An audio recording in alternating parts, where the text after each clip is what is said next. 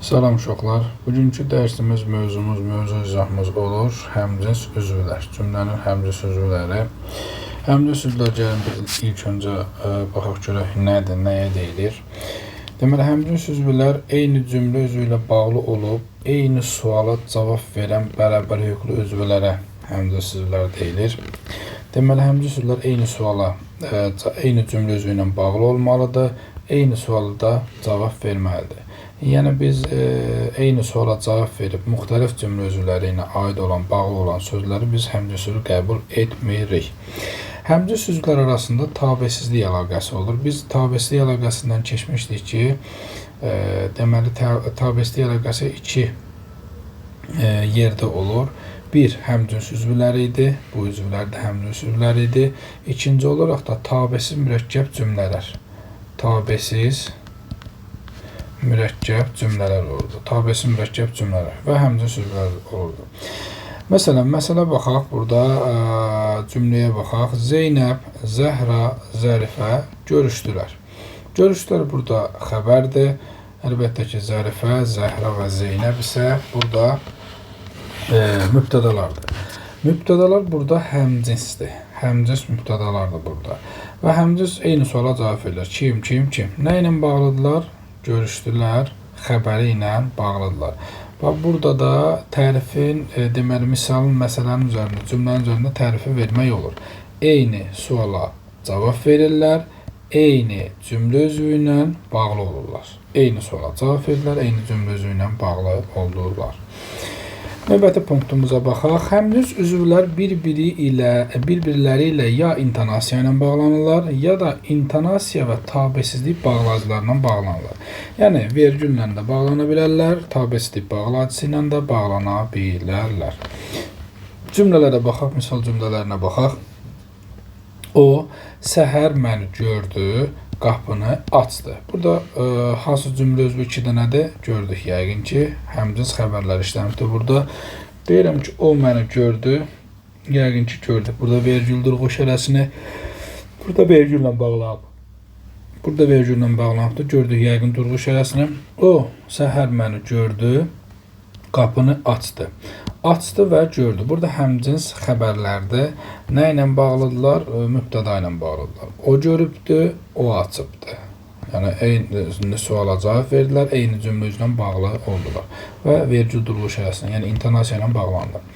Növbəti cümləmizə baxaq. Mağazadan kitab və dəftər aldım. Aldım ki, mən nə almışam? Dəftəri almışam, nə almışam? Kitab almışam. Bunlar qeyri-müəyyən vasitəsiz tamamlıqlardır. Hər ikisi nə ilə bağlanıbdır? Və bağlayıcısı ilə, birləşdirmə bağlayıcısı ilə bağlanıbdır. Dəftəri almışam, kitabı almışam. Dəftəri almışam, kitabı almışam. Aldım sözü burada xəbər kimi işlənib. Xəbərlə də bağladılar. Bütün qeydimizə baxaq. Bütün cümlə üzvləri həmcins ola bilər, uşaqlar. Deməli, təyin digər cümlə üzvlərindən fərqli olaraq həm həmcins, həm də qeyri-həmcins olur. Qeyri-həmcins olanda sadalanma intonasiyası olmur. Yəni, bir də digərinə sadalanmada olmur. Aralarında vergül durğu şərəsindən istifadə olunmur. Baxaq, yaşıl yaylıqlı qadın nənəmdir. Nənəmdir. Kim? Qadın.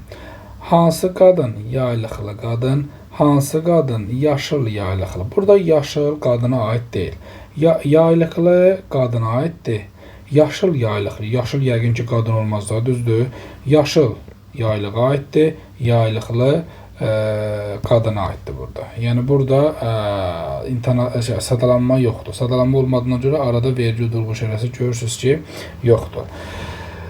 Amma təyindirlər. Qeyri-həmcins təyin hesab olunurlar. İkinci cümləmizə baxaq. O, sarı və qırmızı gülləri çox sevir. Sarı və qırmızı gülləri çox sevir. Sevir kim? O, nəyi? Gülləri nə qədər sevir? Çox sevir. Miqdar zərfliyidir. Hansı gülləri? Qırmızı, hansı gülləri sarı? Bunlar artıq uşaqlar həmcinsdirlər. Bax, qırmızı necə gül, qırmızı, sarı necə? Nə ilə bağlıdırlar? Sarı güllə bağlıdır, qırmızı güllə bağlıdır. Bu artıq həmcinsdir. həmcins təyinlər gedir. Arada və də ola bilər, arada və olmasa vergül durğu işarəsi də ola bilər. Heç bir fərqi yoxdur. O sarı, vergül, qırmızı gülləri çox sevir. Bu cür də ola bilər. Zaten əvvəlini burada əvəz etmiş kimi görünür.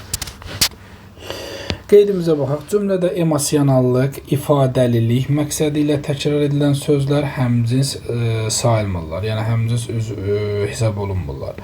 Yalvarma, yalvarma o cəllada sən. Yalvarma, burada xəbər kimi gəlsə də ikisi eyni söz olduğuna görə dilçilik bunu deməli həmcins söz kimi qəbul eləmir. Həmcins söz kimi götürmür. Yəni eyni söz olduğuna görədir bu. Həmcins sözlərdə uşaqlar ümumiləşdirici sözlərə gəlin baxaq. Ümumiləşdirici həmcins sözlərdə ümumiləşdirici sözlər nədir? Həmcins sözlərin hamısına aid olan, onları ümumiləşdirən cümlə özvü ümumiləşdirici söz adlanır. Həmcins sözlərin hamısına aid olur. Həmcins sözlərin hamısına aid olur və onları ümumiləşdirir. Bunlar da nə adlanır? Ümumiləşdirici söz adlanır. Məsələn, şagirdlər Zəhra, Fatimə, Xədicə dərsdə iştirak edirdilər. Bax, şagirdlər sözü ümumiləşdirici sözdür. Nəyi ümumiləşdirilib? Ümumiləşdirib Zəhranı, Fatiməni, Xədicəni ümumiləşdiribdir. Yəni, bunlar ümumiləşdirici söz hesab olundu. Yaxşı. Ümumiləşdirici sözlər həmcins üzvlərdən həm əvvəl, həm də sonra işlənə bilirlər. Ümumiləşdirici sözlər həmcins üzvlərdən həm əvvəl, həm də sonra işlənə bilirlər. Əvvəl işlənəndə durğu işarəsinə baxaq. Düzdür, qeyddə vermişəm, amma indidən deməkdə fayda var. Ümumiləşdirici sözlərdən əvvəl işlənəndə, daha doğrusu həmcins sözlərdən əvvəl işlənəndə ümumiləşdirici söz, ondan sonra qoşu nöqtə qoyulur. Burada qoşu nöqtəni görürük. Burada belə bir cümlə işlətmişəm. Həyətdəkilər nənəm, bibim, anam məni gözləyirdilər. Yaxşı, məni gözləyirdilər. Həyətdəkilər burada nədir? Ümumiləşdirici sözdür. Və özündən sonra görürsünüz ki, qoşu nöqtə durğu işarəsi qoyulub. İndi bu cümləni mən əksinə çevirəcəm. Yəni, əksinə çevirəcəm deyəndə ki, həmcins sözlər birinci gələcək, sonra ümumiləşdirici söz gələcək. Nənəm, bibim, anam, həyətdəkilər, gördünüz, məni gözləyirdilər. Həyətdəkilər burada ümumiləşdirici sözdür və anam, bibim, nənəm həmcins sözlərini ümumiləşdirib. Bunların ümumi məzmununu bildirdiyinə görə həyətdəkilər formasında işlənib. Yenə qeyddə onu qeyd eləyək. Ümumiləşdirici söz həmcins sözlərdən əvvəl gələrsə, ümumiləşdirici söz həmcins sözlərdən əvvəl gələrsə, ondan sonra qoşu nöqtə gördük, qoşu nöqtə. Ümumiləşdirici söz həmcins sözlərdən sonra gələrsə, ondan əvvəl tire gördük, tire qoyulub. Həmcins sözlərdən sonra gəlibdir, tire durğu işarəsi aralarında qoyulubdur. Bəzən ümumiləşdirici sözlərdən sonra, yəni məsələn tabesizlik bağlayıcıları işlənib. Yəni bu əlavədə də qarşımıza çıxıb. Yəqin ki, o videoda baxanda gördünüz onu. Yəni məsələn tabesizlik bağlayıcıları işlədilir. Məsələn, bağçada cürbəcür çiçəklər, yəni bənövşə, qızılgül, lalələr vardı. Bax, cürbəcür çiçəklər. Çiçəklər sözü burada ümumiləşdirici sözdür. Nə ümumiləşdirib? Bənövşəni, qızılgülü, laləni ümumiləşdiribdir. Bunların arasında fikir verin nə işlənibdir? Yəni bağlayıcısı işlənibdir. Yəni bağlayıcısında qoşu nöqtə qoyulur, ondan sonra əvvəlində də vergül durğu işarəsindən istifadə olunur. Əslində bu qoşu nöqtə buradakı qoşu nöqtədir. Bax, burada dedi ya, buradakı qoşu nöqtədir. Sadəcə olaraq, yəni artırıldığına görə əvvəlində qoyulan vergül, yəni məsələnin vergülüdür. Biz bilirik ki, tabesizlik bağlayıcılarından sonra işlənən, daha doğrusu tabesizlik bağlayıcılarının əvvəl vergül durğu işarəsi işlənir. Bəzən həmcins sözlərdən sonra ümumiləşdirici sözdən əvvəl bir sözlə ara sözü olan yekunlaşdırıcı söz işlənir. Bir sözlə ara sözdür, yekunlaşdırıcı söz gedir o. Baxaq, mağazadan kitab, qələm, dəftər, bir sözlə məktəb ləvazimatları aldım. Bax, fikir verək buna.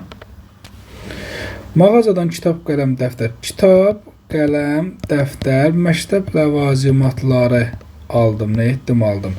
Bir sözlə, burada yekunlaşdırıcı sözdür. Bəs burada ümumiləşdirici söz anı məktəb ləvazimatlarıdır. Yaxşı.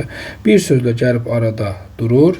Əvvəlində tire olmalıdır ki, bu məktəb ləvazimatların əslində tiresi idi. Vergül qoyulmasına səbəb özündən sonra modal sözlər bilirsiniz, cümlənin ortasında işləndə hər iki tərəfdən vergül qoyulur daxil. Cümlənin ortasında işlədiyinə görə zaten bu tire var burada. Yəni ayrıcı bir sistem var da digər cümlə üzvlərindən, sözlərdən. Amma sonra qoyulan vergül durğu işarəsi də özünün də əslində burada öz vergülü hesab olunur. Həmcə sözlərdə şəkilçilərin və hissəciklərin ixtisarı. Əslində tək şəkilçilər, hissəciklər ixtisarı yox, sözlər, qoşmalar və s. də ixtisara gedə bilir. Xüsusilə şəkilçilər ixtisara gedər. Bu əslində uşaqlar ellipsis adlanır. Ellipsis adlanır. Bu ellipsis bizim qarşımıza mətnlərdə əsasən də çıxır. Mətn suallarının içərisində də çıxır. Ellipsis orada veriblər çünki proqramda. İxtisarlar dilər rəvanlıq, yəni axıcılıq, yüngüllük gətirmək üçün həmçinin sözlərdəki qrammatik şəkilçilərin, sözlərin ixtisarı və s. ixtisarı ola bilər. Misal üçün, bu qırmızılara burada fikir verməyə hələ ki, bu qırmızılardan, mötərizənin içərisindəkilərdən söhbət gedir. Deyirəm, ata, ana, qardaş, bacım məni gözləyirlər. Bax, sonuncusu saxlanılır həmçinin sözlərdə şəkilçi. Burada m-ni saxlamışam. Fikir verdik. Burada mötərizədə vermişəm ki, yəni anam gözləyib, anam gözləyib, atam gözləyib, qardaşım gözləyib. Fikir verirsiniz. Axırda da, sonda da sonuncunu saxlanmaqla digərlərini bərpa eləyə əslində bilmək olur. Sadəcə olaraq dil daha rahat, daha rəvan tələffüz olunsun deyə sözlər, cümlələrdəki sözlər, ixtisarlar baş verir. Yəni, dildə olan ağırlığın qarşısını alır, belə deyim, cümlələrdə olan. Və yaxud da qoşmanın burada ixtisarına baxaq. Deyirəm ki, Həsən, Əli, Əhməd üçün hədiyyə aldım. Fikir verin, Əhməd üçün də üçünü saxladıq. Bax, mötərizədə verdim, yəni Həsən üçün almışam, Əli üçün almışam, Əhməd üçün almışam. Sözlər də ixtisar oluna bilir. Bağımızda alma, armud, heyvan, nar ağaçları var. Nardan sonra görürüz ağaçlar sözü var. Deməli, alma ağaçları var, armud ağaçları var, heyva ağaçları var, nar ağaçları var. Bunlar da ixtisara gedə bilirlər. Sözlər, qoşmalar, şəkilçilər, hissədilər və s. Qeydə baxaq. Həmçinin sözlərdə qrammatik şəkilçilərdən zaman və fiilin şəkillərinin şəkilçiləri ixtisara düşmür. Yəni təsriflənən formalar və zaman şəkilçiləri ixtisara düşmür. Məsələn, o yığıncağa gəldi və məni gördü. Bu cür deyə bilmərəm də. Bunu dini ixtisar edə bilmərəm. Deyə bilmərəm. O yığıncağa gəl və məni gördü. Görürüz, anormal bir şey alındı burada. O yığıncağa gəldi və məni gördü. İxtisara gedə bilməz. Zaman və şəxs deməli sadə şəkillər. Gəldik uşaqlar xəbərin həmcins mübtədalarla uzlaşması bölməsinə.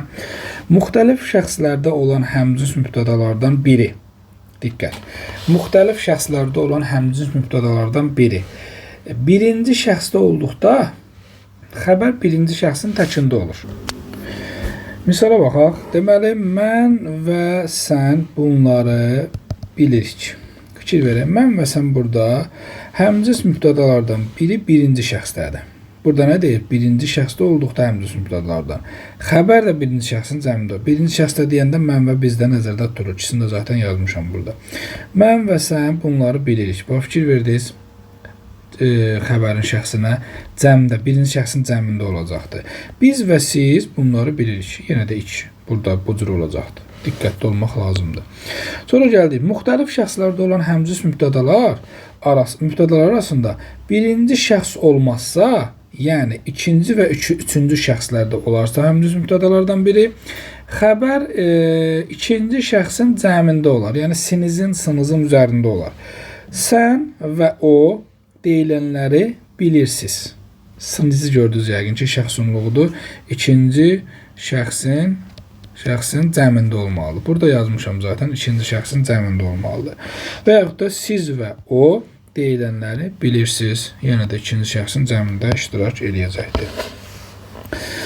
Həmcins mübtədalar uşaqlar üçüncü şəxsdə olan sözlərlə ifadə olunduqda xəbər üçüncü şəxsin cəmində də ola bilər, təkində də ola bilər. Həmcins mübtədalar birinci punktumuza baxaq. Həmcins mübtədalar İnsan anlayışı bildirdikdə xəbər yalnız cəmdə olur. Misal üçün, Nərgiz, Leyla, Çinar 11-ci sinifdə oxuyurlar.